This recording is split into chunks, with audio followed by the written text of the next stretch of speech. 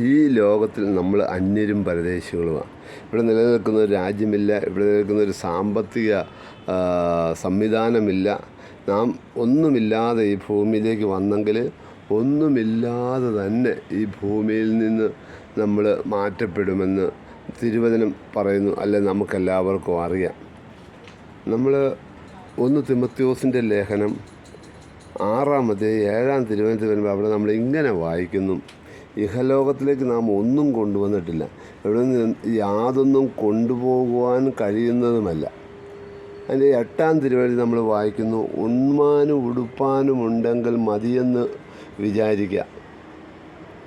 ധനികനാകാൻ ആഗ്രഹിക്കുന്നവർ പരീക്ഷയിലും കെണിയിലും കുടുങ്ങുകയും മനുഷ്യർ സംഹാരനാശങ്ങളിൽ മുങ്ങിപ്പോകുവാൻ ഇടവരുന്ന മൗഢ്യവും ദോഷകരവുമായ പല മോഹങ്ങൾക്കും ഇരയായിത്തീരുകയും ചെയ്യുന്നു.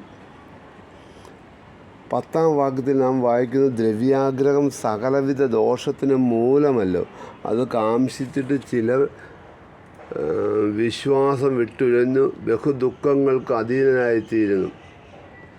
മത്തായിയുടെ സുവിശേഷത്തിൽ വരുമ്പോഴാണ് കർത്താവായ യേശു ക്രിസ്തു പറഞ്ഞ്, പുഴുവും തുരുമ്പും കെടുക്കുന്നതും കള്ളന്മാർ തുരന്ന് മോഷ്ടിക്കുന്നതുമായ ഈ ഭൂമിയിൽ നിങ്ങളുടെ നിക്ഷേപം സ്വരൂപിക്കരുത്.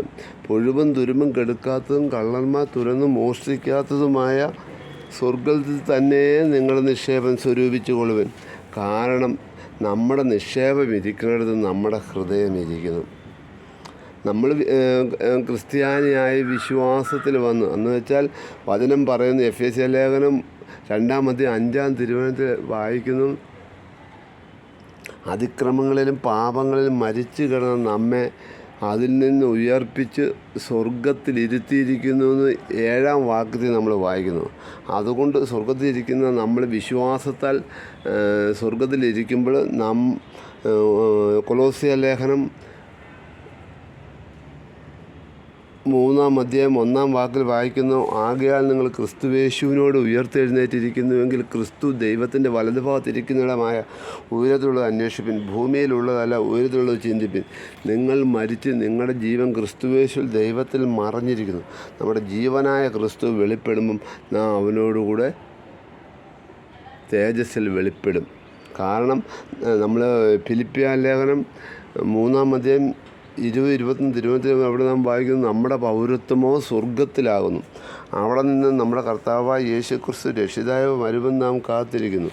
അവനും സ്ഥലവും തന്നെ കീഴ്പ്പെടുന്ന ശക്തിയോടെ തൻ്റെ വ്യാപാര ശക്തി കൊണ്ട് നമ്മുടെ ഈ താഴ്ചയുള്ള ശരീരത്തെ അവൻ്റെ മഹത്വമുള്ള ശരീരത്തിൽ അനുരൂപമായി രൂപാന്തരപ്പെടുത്തും.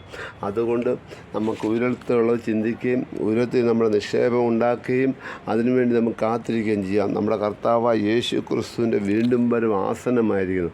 ആ വരയിൽ നമ്മൾ കർത്താവിരിക്കുന്നത് നമുക്ക് ഇരിക്കാൻ തക്കവണ്ണം ദൈവം നമ്മെ സഹായിക്കട്ടെ എന്ന് പറഞ്ഞുകൊണ്ട് എൻ്റെ വാക്കുകൾ അവസാനിപ്പിക്കുന്നു. ദൈവം നിങ്ങളെ അനുഗ്രഹിക്കുമാറാകട്ടെ.